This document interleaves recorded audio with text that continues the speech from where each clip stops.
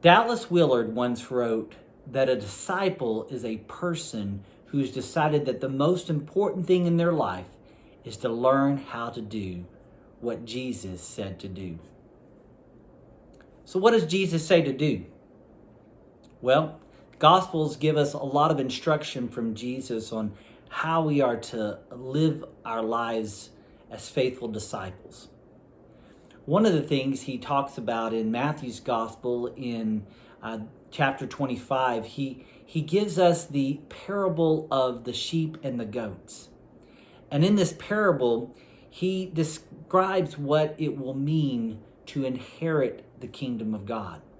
That there will be sheep and there will be goats. And there's a judgment there as to who will be a sheep and who will be a goat. Sheep will be those who follow his ethical criteria.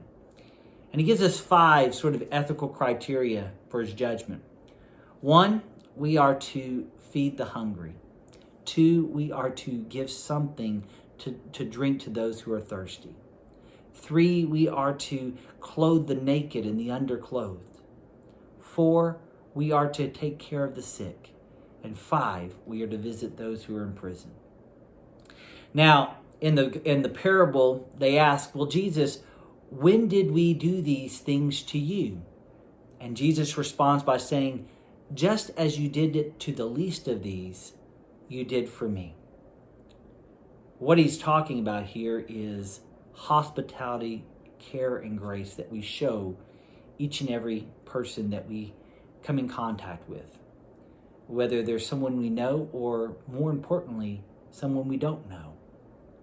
And oftentimes the people who are living on the margins. That's what hospitality is all about. And that's what we are talking about as we continue our series Post, as we lean into what it means to be a church that is providing radical hospitality, open to change, staying in love with God, and taking risks for Jesus.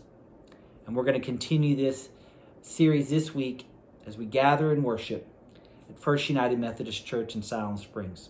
So I hope you'll join us at 10 a.m., either in person or online. And I hope to see you then.